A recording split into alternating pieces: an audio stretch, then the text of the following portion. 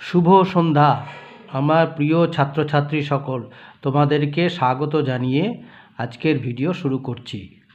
আজকের ভিডিওর বিষয় রিপোর্ট রাইটিংয়ের বিষয়ে কিছু তথ্য দিয়ে তারপর একটা report writing Republic day celebration in our school ওই সম্বন্ধে দিয়েছি লিখে, সেটা পরে দিচ্ছি। হ্যাঁ, আগে কিভাবে রিপোর্ট লিখতে হয় সেটার সম্বন্ধে একটু আলোচনা করা যাক। How to write a report. Number A হচ্ছে নিউজ পেপার রিপোর্টিং, আর নাম্বার বি হচ্ছে রিপোর্টিং অ্যান ইভেন্ট, মানে কোনো জায়গার বা কোনো স্কুলের যে ঘটনার যে বর্ণনা বা তার সম্বন্ধে রিপোর্ট, সেটা হচ্ছে রিপোর্টিং অ্যান ইভেন্ট। আর সংবাদপত্রে যে রিপোর্টিং ছাপানো হয় সেটা হচ্ছে নিউজ পেপার রিপোর্টিং। আচ্ছা, এইখানে দেখো আমি পরপর বলে দিচ্ছি। যদি এক নম্বর হচ্ছে যদি আউটলাইন্স বা পয়েন্টস দেওয়া থাকে তাহলে সেগুলি ভালো করে পড়তে হবে যতক্ষণ পর্যন্ত না পরিষ্কার ধারণা পাওয়া যায়। যদি আউটলাইন দেওয়া না থাকে তাহলে নিজের মতো করে লিখতে হবে। একটি আকর্ষক, 2 নম্বর হচ্ছে একটি আকর্ষক শিরোনাম বা হেডিং মাঝামাঝি জায়গায় লিখতে হবে। নাম্বার 3তে হচ্ছে হেডিংয়ের নিচে সোর্স অফ নিউজ লিখতে হবে, অর্থাৎ খবরটি কে দিল বা কোথা থেকে খবরটি পাওয়া গেল, যেমন বাই এ স্টাফ রিপোর্টার অথবা বাই এ স্পেশাল করেসপন্ডেন্ট ইত্যাদি। আর ছাত্র বা ছাত্রী যদি কোনো ইভেন্টের বর্ণনা দেয় তার নাম উল্লেখ করতে হবে। নাম্বার 4, ঘটনার উৎপত্তিস্থলের নাম এবং ঘটনার তারিখ লিখতে হবে, যেমন কলকাতা কমা দিয়ে জানুয়ারি 26। আচ্ছা, এরপরে দেখো নাম্বার 5-এ বলা আছে রিপোর্টিংয়ের ভাষা হবে সহজ এবং সরল। নাম্বার 6-এ অতীতকাল বা পাস্ট টেন্স ব্যবহার করতে হবে। নাম্বার 7-এ ঘটনার বিবরণ প্যাসিভ ভয়েসে লিখতে হবে। নাম্বার 8-এ ইনডিরেক্ট ন্যারেশনে ঘটনা লিখতে হবে। আচ্ছা, এখানে দেখো রিপোর্ট রাইটিংয়ের ফরম্যাটটা আমি দিয়েছি। এই দেখো, ব্লাড ডোনেশন ক্যাম্পের পরে যে কোনো জায়গায় অনুষ্ঠিত হলে সেই জায়গার নামও লেখা যায়, ইন দিল্লি অথবা ইন কলকাতা অথবা অ্যাট বারাসাত ইত্যাদি। তার নিচে লিখতে হবে বাই এ স্টাফ রিপোর্টার, তারপর এখানে কি মালদা কমা দিয়ে জুন 5, তারপর এখানে ঘটনার বিবরণ। ঠিক আছে। আচ্ছা, the 70th Republic day celebration. এখানে যেহেতু স্কুলের ছাত্রের দ্বারা এটা দেওয়া হচ্ছে, রিপোর্টটা দেওয়া হচ্ছে, রিপোর্ট রাইটিংটা লেখা হচ্ছে, তাই এখানে লিখলাম বাই অনিমেষ পাত্র, মানে এটি একটি ছাত্রের নাম। তাহলে আচ্ছা, এইখানে দেখো, এইখানে আমি খালি বডি অফ দ্য রিপোর্টটা লিখেছি। এইখানে আমি প্রথমেই বললাম যে কী করতে হয় না, প্রথমে জায়গার নাম, মানে যে জায়গা থেকে রিপোর্টটা লেখা হচ্ছে সেই জায়গার নাম এবং তারিখ দেওয়া হয়। আচ্ছা, এইখানে আমরা তো জানি 26শে জানুয়ারিতে রিপাবলিক ডেটা তো দিন পরিবর্তন হয় না, তাহলে 26শে জানুয়ারি আর সালটা 2023, 2024, 2025 ইত্যাদি লিখে তার আগে জায়গার নাম লিখতে হয়। আচ্ছা, এইখানে আমি মূল যে বডি অফ দ্য রিপোর্টটা এটা লিখে কিভাবে লিখতে হয় সেটা পড়ে বুঝিয়ে দিচ্ছি। দেখো, Republic day is a very important day in the history of India because we got our own constitution on this day. তাহলে প্রজাতন্ত্র দিবস ভারতবর্ষের ইতিহাস, in the history of India মানে ভারতবর্ষের ইতিহাসে একটি অত্যন্ত গুরুত্বপূর্ণ দিন। বিকজ কারণ, কী কারণে না, we got our own constitution on this day, আমরা এই দিনে আমাদের যে সংবিধান সেই সংবিধানটাকে পেয়েছিলাম, মানে from this day hour constitution came into force, এই দিন থেকেই আমাদের সংবিধানটা প্রযোজ্য হয়েছিল। ঠিক আছে।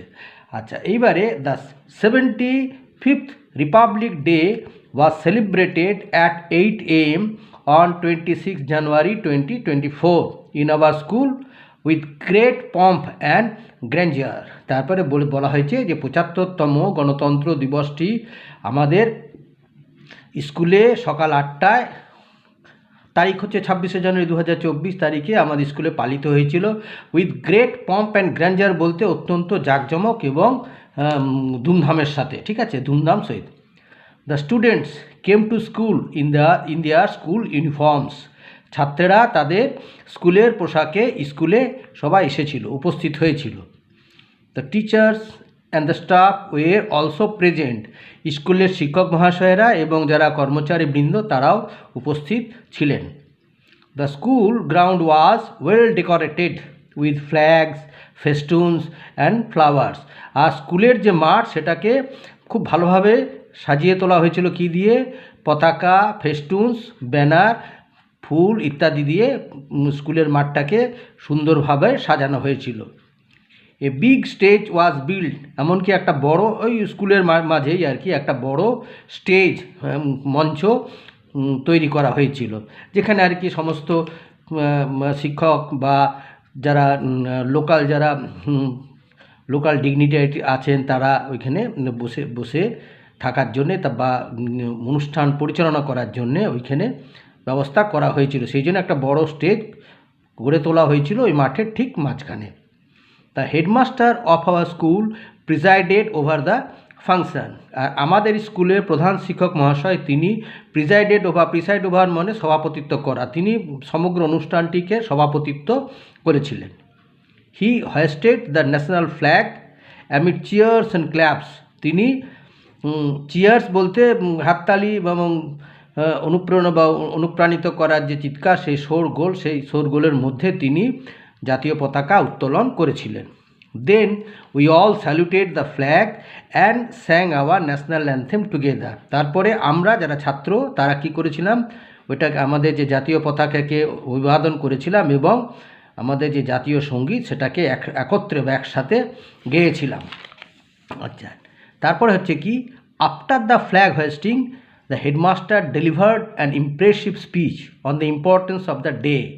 ফ্ল্যাগ হোয়েস্টিং মানে পতাকা উত্তোলনের পরে আমাদের স্কুলের হেডমাস্টার মহাশয় তিনি একটা ইমপ্রেসিভ স্পিচ বলতে একদম চিত্তাকর্ষক ভাষণ দিয়েছিলেন। কিসের উপরে? না, on the importance of the day, সেই দিনের বা দিনটির যে গুরুত্ব সেই গুরুত্বের উপর বিবেচনা করে তিনি একটা চিত্তাকর্ষক ভাষণ দিয়েছিলেন। He also laid stress on the necessity of maintaining amity, cooperation, peace and discipline in all walks of life. এছাড়াও তিনি লেড স্ট্রেস বলতে তিনি জোর দিয়েছিলেন, গুরুত্ব আরোপ করেছিলেন কিসের উপরে? অন দ্য নেসেসিটি অফ মেনটেইনিং মানে রক্ষা করার জন্যে যে প্রয়োজনীয়তা। কি রক্ষা করেন? অ্যামিটি মানে বন্ধুত্ব বা মিত্রতা বা বন্ধুত্ব মানে পূর্ণ ভাব, এটা কোঅপারেশন মানে সহযোগিতা, পিস মানে শান্তি, আর ডিসিপ্লিন মানে নীতি। এই সমস্ত বিষয়ে যাতে আমরা এগুলোকে রক্ষা করি ভালোভাবে, in all works of life মানে আমাদের জীবনের সর্বক্ষেত্রে যেন আমরা এগুলোকে পালন করি, সে বিষয়ে তিনি জোর প্রদান করেছিলেন। It was followed by a brief cultural function by students in chorus. এটার পরে মানে হেডমাস্টার মহাশয়ের ভাষণ শেষ হওয়ার পরে একটা ছোট্ট মানে কালচারাল প্রোগ্রাম মানে সাংস্কৃতিক অনুষ্ঠান হয়েছিল, গান বাজনা আর কি, যেটা কিনা করেছিল বাই স্টুডেন্টস ইন কোরাস, যারা আমাদের স্কুলের ছাত্রছাত্রী তাদের দ্বারা পরিচালিত একটা সাংস্কৃতিক অনুষ্ঠান হয়েছিল। সেখানে সমবেত সুরে সবাই মিলে গান পরিবেশন করেছিলেন। ইন দ্য এন্ড, শেষে the students way distributed sweets, সবার শেষে কী হলো? ছাত্রদেরকে মিষ্টি বিতরণ করা হলো। We are very proud of our motherland, আমরা আমাদের যে মাতৃভূমি সে মাতৃভূমির জন্য অত্যন্ত গর্বিত। জয় হিন্দ, জয় ভারত।